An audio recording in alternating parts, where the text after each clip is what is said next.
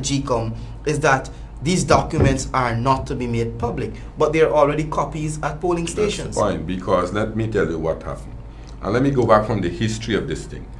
When these documents came into the country, from the inception, the stakeholders, the political parties normally accompany these things. When it went to the airport, the commissioners came with it, went to GCOM. When they were packing these boxes, we had to have agents there. And we knew what documents were in these ballot boxes. So they put these statement of polls in there, and they put a number of statement of poll. I can't remember if 3 sets or 4 sets.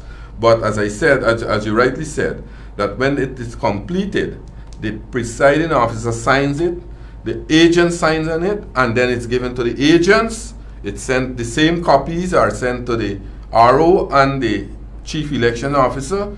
The presiding officer keep a copy, and one is posted on the polling station, right? So, as I said, that the same copies that the RO has, the same copies that the chief election officer has, it's the same copies that the PPP has, the APNU has, and the presiding officer, and the same copy is posted on the polling station there.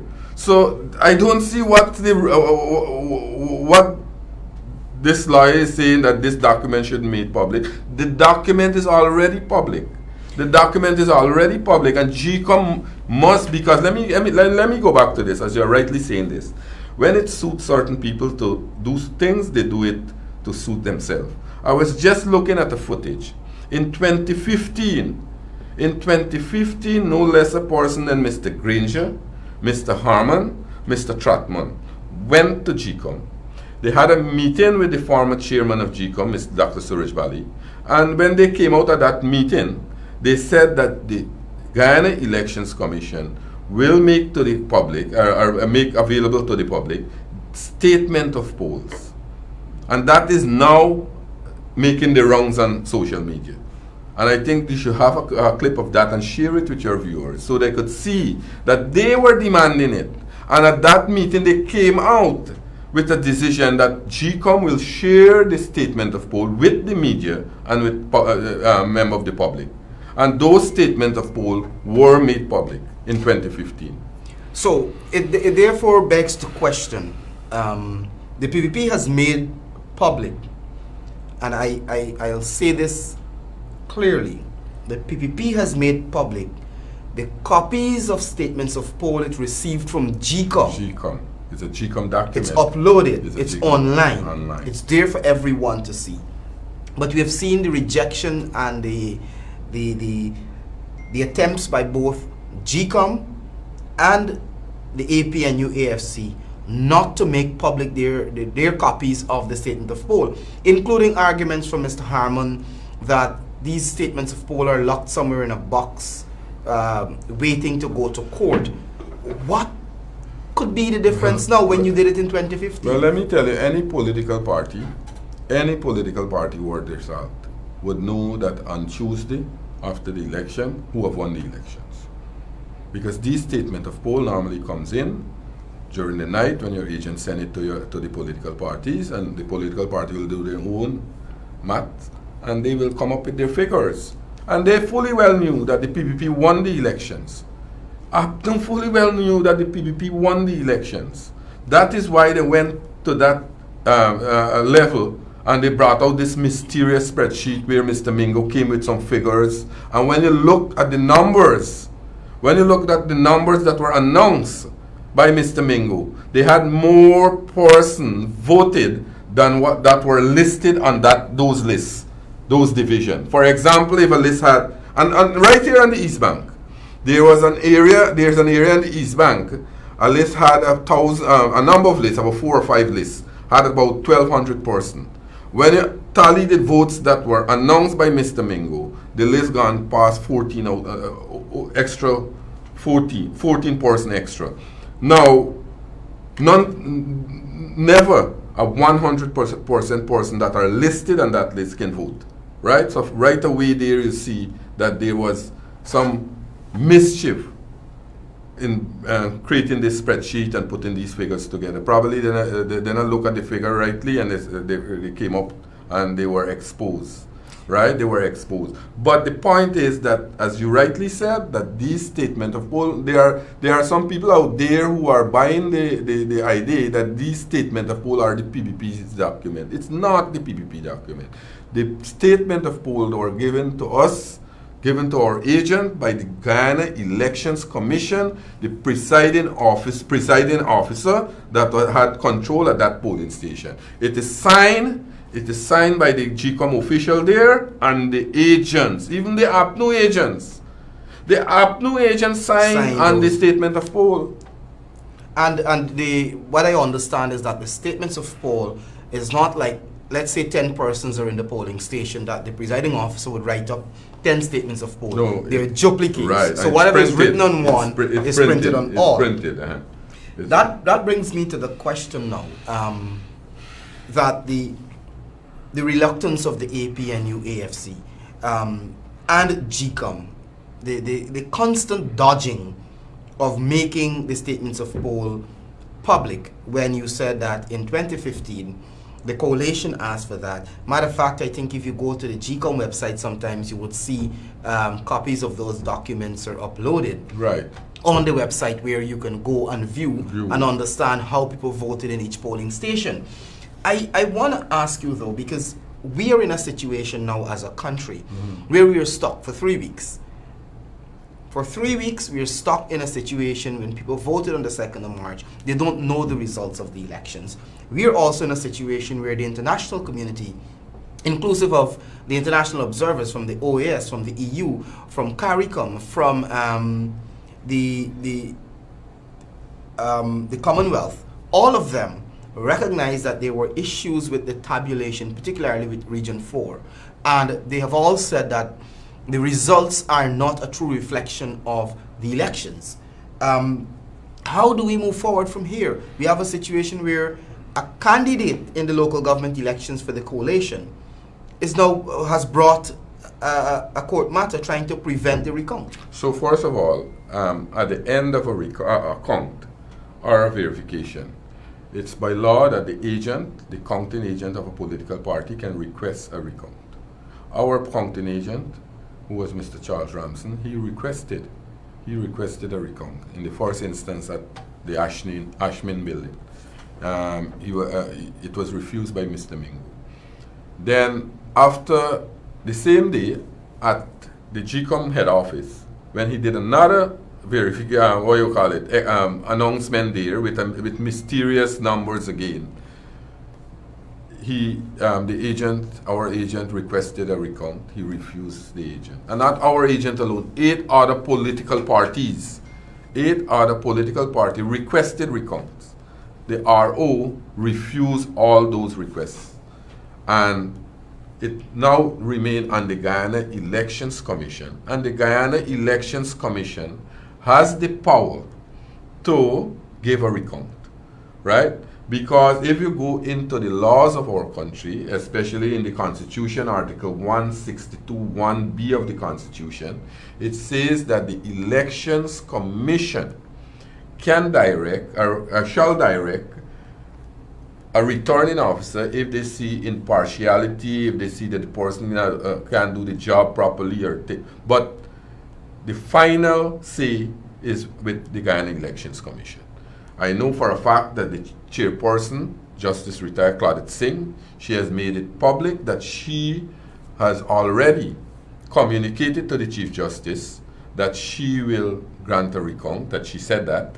She have also said publicly that she will grant a recount. Let us hold her on her word now that these recounts will be granted.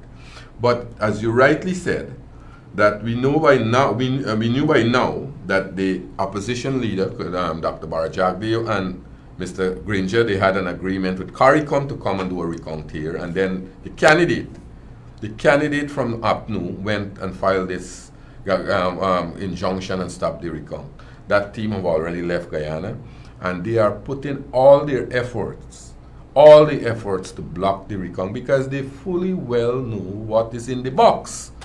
They fully well know what is in the box, and they knew already, as I said, since Tuesday the 3rd of March, they already knew that the PDP has won the election. That is why they are afraid, and they're coming up with these mysterious spreadsheets and all kinds of unrealistic numbers, right? Unrealistic numbers. I saw a post from one of their commentators showing 2011, 2015, the votes that were received by the various political parties in Region 4.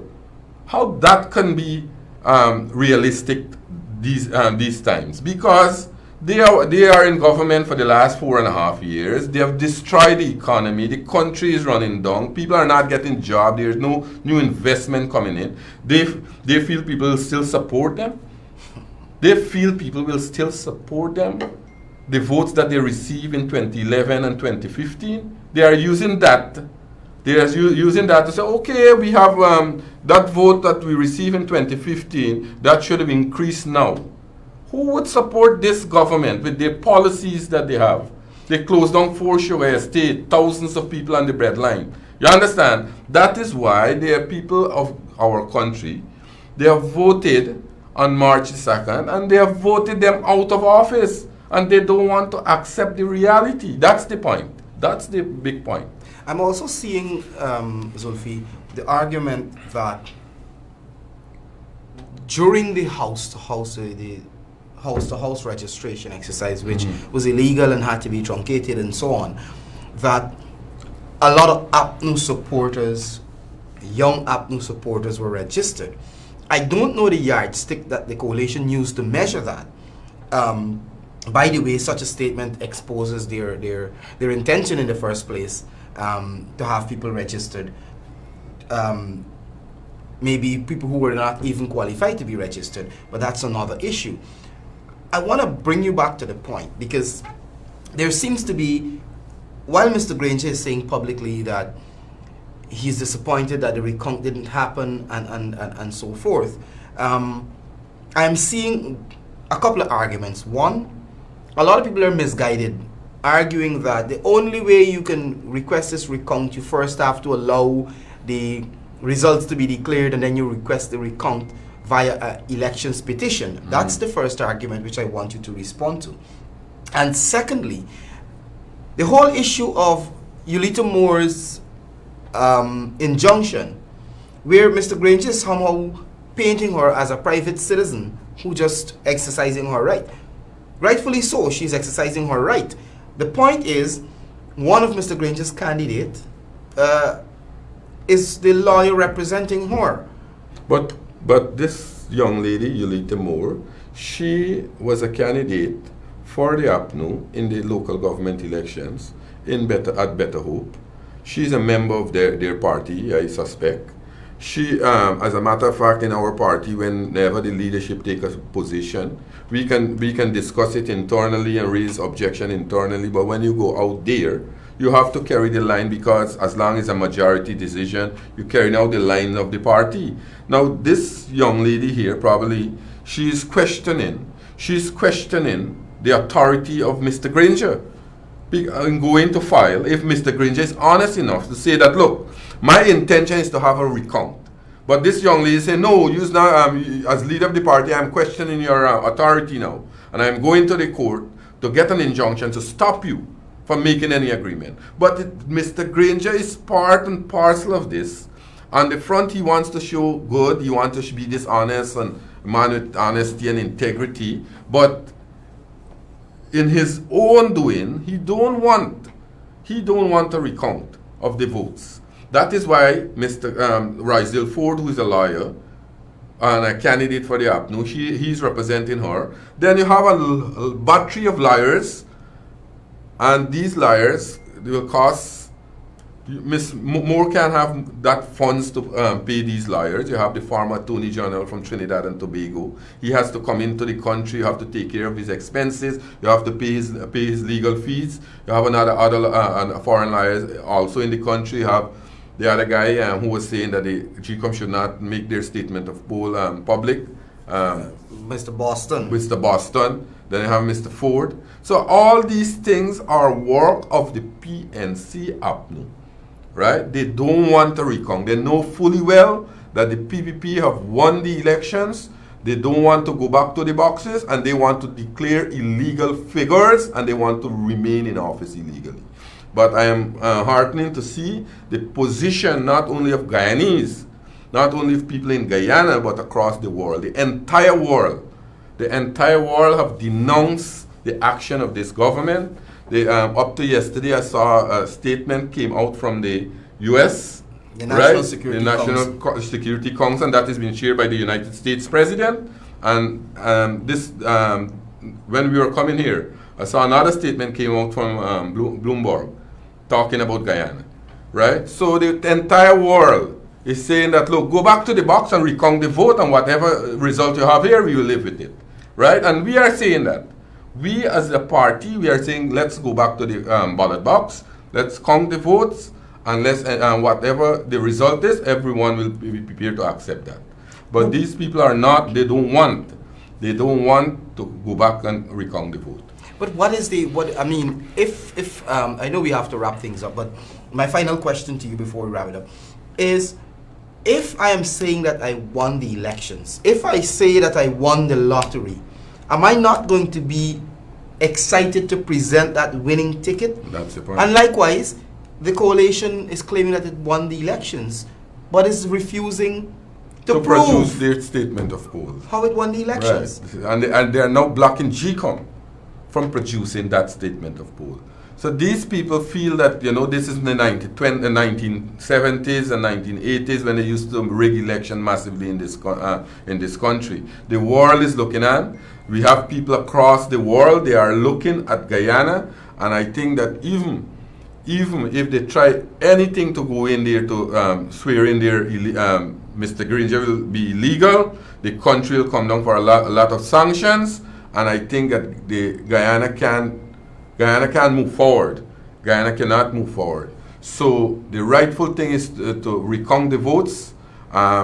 I hope that GCOM will make that final decision. I am very optimistic also that the courts will come out and pronounce on that, and we can have the votes recount. Today is the 24th, right? Yeah. 24th, and we had election 22 days already finished, right? And we can have a result for an election. I was couple of months ago. Canada had their election. They added the day after people know the results. I mean, India with millions of people. Millions of people. So this is a deliberate ploy for APNU. They want to remain in office illegally. They want to steal the votes. They want to steal the will of the Guyanese people. They want to prop themselves, and they will become illegal. They will become dictatorial, and they will get this country down the path of destructions, right? So let us hope that good sense will prevail. Let us hope that the chairperson stands on her word that the vote will be recounted. Let us hope that the court support her, and not so long from now we can have that recount, and the rightful party that won the election will be sworn. Their presidential candidate will be sworn in. All right. Thank you so much, Zulfi. But before we go, I just want to go this through quickly. This is a statement from the Foreign Secretary of the UK, and I'll read this to leave you. This statement was issued today, and it basically said the Foreign Secretary, Dominic Raab, said the transition of government in Guyana should only take place in line with transparent and democratic principles that lead to credible results. And that is all the PPP is asking for. That's the point. It says any government sworn in on the basis of non-credible results will face strong international condemnation. If the situation continues to deteriorate, this international response will include a range of serious consequences for those concerned. It says the UK remains ready, along with its partners, to assist in ensuring a credible process that provides the democratic outcome that the Guyanese people deserve. So all these countries. And these are powerful countries. These are the countries that normally give us a lot of aids, help us in a lot of other in our economy, and ensure that we have funding and for projects and so.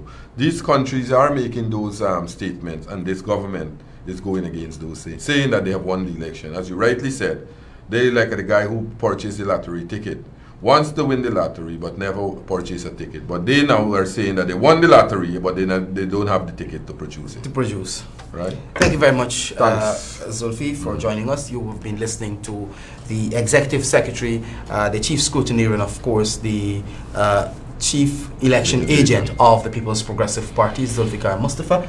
I was your host, Eddie Lane. We want to thank you very much for joining us. We're going to be back here on Thursday with another edition of In Perspective. Until then, we urge you to be absolutely careful as you go about your business. Remember, COVID-19 is serious, so take all the necessary precautions to protect yourself and protect your family. Until then, be safe.